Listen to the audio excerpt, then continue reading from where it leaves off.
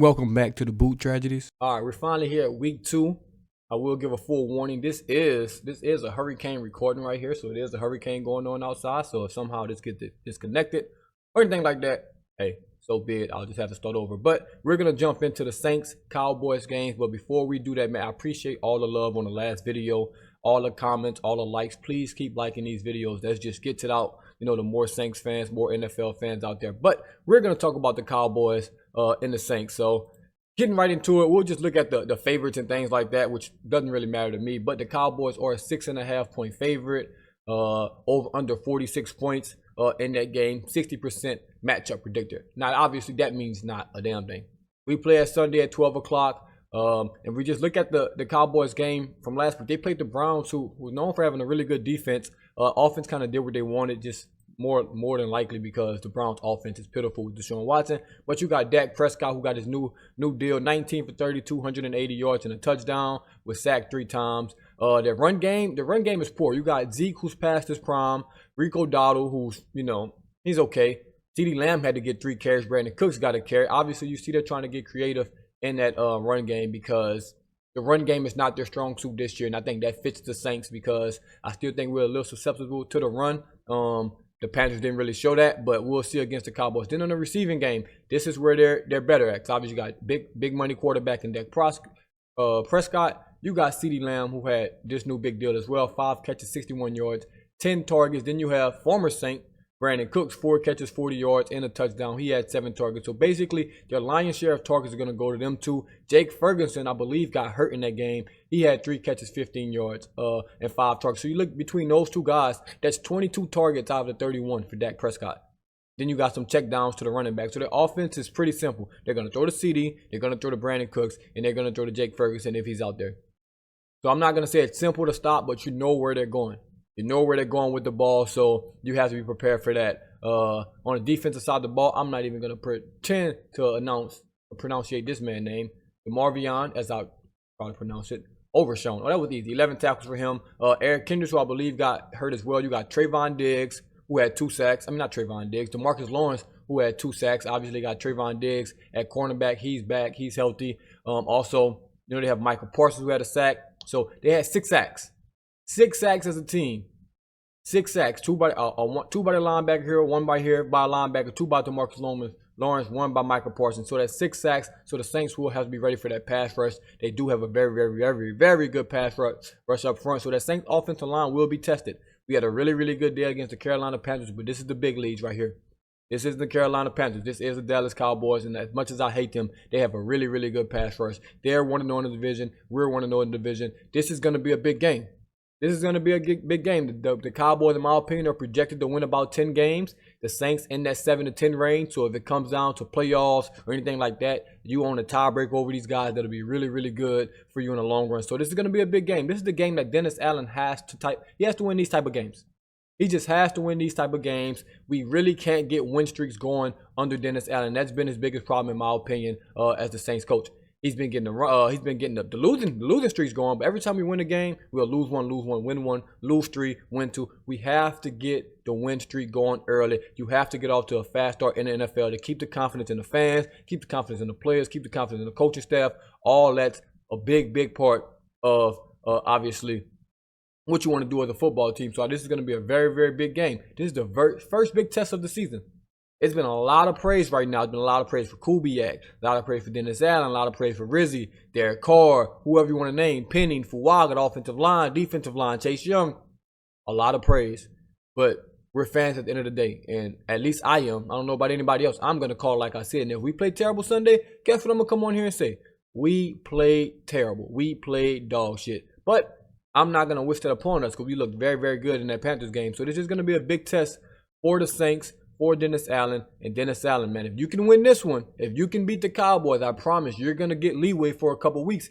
If you beat the Cowboys, I promise you no one's going to be mad if we lose that Eagles game. Well, I won't say no one because we'll still be mad because we don't want to lose games. But if you beat the Cowboys and you go Panthers, Cowboys, Eagles 2-1, you get leeway right there. That is a good 3-game stretch. And if you win 2 out of 3 for the rest of the year, you're going to be good in my book. Let's just say we beat the Cowboys, lose to the Eagles. Bang. That's 2-1. You got the Falcons, Chiefs, Bucks. You go 2-1 right there, man, you're 4-2. And you just keep going, obviously double 4-2, you're 8-4. You're putting yourself in a driver's seat to make the playoffs, to have a chance at the division, because these games are going to be very important. You lose this one and you lose to the Eagles. Now that Falcons game becomes a must win. Because you don't want to start 1-4 or 1-3, excuse me. Because then you got the Chiefs coming in, which may be 1-4. So I'm just looking at all those situations. Obviously that's the worst case scenario. You lose this game, you lose to the Eagles. A tough game on the road against the Falcons. I don't care how they looked against the Steelers. That's a tough divisional game. Then you got the Chiefs. Then you got the Bucs who look good. You don't want to go down that path. So winning one of these games against NFC East teams is a must. At worst, at that Falcons game, you can be 2-2, and you still got a chance, some wiggle room. But this game is important. It's inside. Don't have to worry about the conditions. I do like the kicking battle against Aubrey and Groupie, man. I think Aubrey's the best kicker in the NFL right now. He's really, really good. But I think Groupie, hey, his performance week 1, he showed me a little something. So it's gonna be big. It's gonna be a big game, obviously. Let me go to the Cowboys injuries. I meant to do that when I was here, but I didn't. All right. Injuries. Jake Ferguson, let's read this. Coach Mike McCarthy said Wednesday that Ferguson knee will work with the rehab group at practice, and the Cowboys remain optimistic about his chances of playing Sunday against the Saints. Don't know what that means. Don't know how they really talk about the injuries, but he's hurt. Obviously, it's a knee injury. That's never really good for a tight end, especially this early in the season. You don't really want to play through those injuries, but I don't know. So we'll see what happens. You got their backup tight end, it seems. I don't know if that's their backup tight end. I don't know their depth chart off the top of my head. Shoemaker, their backup tight end. So if Ferguson's not able to play, then you have Shoemaker. Let's take a quick look at their depth chart. Obviously, you have Dak Prescott. You have Ezekiel Elliott. You got CeeDee Lamb, Brandon Cooks, Jalen Tolbert, who's really a special teams guy. Quick receiver. Not going to say he's not really a threat because everybody's a threat in the NFL. Jake Ferguson. You have Tyler Guyton, Tyler Schmidt, Hooper Baby or BB, don't know, Zach Morton and Terrence Steele. You usually think of the Cowboys having a very, very dominant offensive line, but it's not as dominant as it used to be. They're still good. It's not a bad offensive line, but it's not what it used to be. It's definitely not what it used to be, but it's pretty good. Now, where the Saints are going to have to pay attention, the Saints are going to have to be good, is this defense. You have DeMarcus Lawrence, obviously, who had 2 sacks last game. Mozzie Smith, I believe he's out of Michigan, if I'm not mistaken. Let me check my draft knowledge. Bam, out of Michigan. I remember the Saints were looking for a defensive tackle. We drafted Brian Brissy. I remember, doing some film on Mozzie Smith. He's a pretty solid guy. He's a big boy in the middle, hard to move. That's going to be a challenge. I have no idea who Osa, not going to pronounce that last name is. 3rd round pick out of UCLA a couple years ago. That's the defensive tackle. Then you have Michael Parsons. Obviously, we know who Michael Parsons is. I even tweeted them that said, hey, not on Trevor Penning this week. That's going to be key. You have to know where Michael Parsons is at all times in this defense. He's going to get lined up on Trevor Penning or he's going to be lined up on a rookie. It's pick your poison for him. He don't really have to hide from anybody. It's not like we got Ramchick and he just want to go to the other side. He can pick his poison. Let's see what we got for Michael Parsons. I'm sure we're going to have some tight end help. I'm sure we're going to have some running back chips. So don't be surprised if we see Jamal Williams a lot in the passing game this game against the Cowboys, or a fullback Prentice back there, or we just running away from him, or we running some zone reads to his side. It's a lot of things you can do to neutralize a pass rush. But remember, you got DeMarcus Lawrence on the other side as well. So it's not just like it's going to be, double team Parsons and you won. Not going to go like that.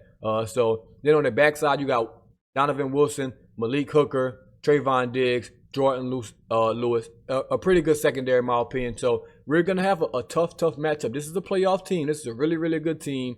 So this is going to be a big, big test early for the Saints, early for the coaching staff, and I'm excited about it. I'm going to dive more into it a little later in the week, maybe watch some Cowboys, film as a family in here. But we'll see how it goes. I just want to do a quick little video, quick little preview on the Cowboys. Now, obviously, the big thing I didn't even mention, I don't think I mentioned it at least, Marshawn Lattimore versus CeeDee Lamb.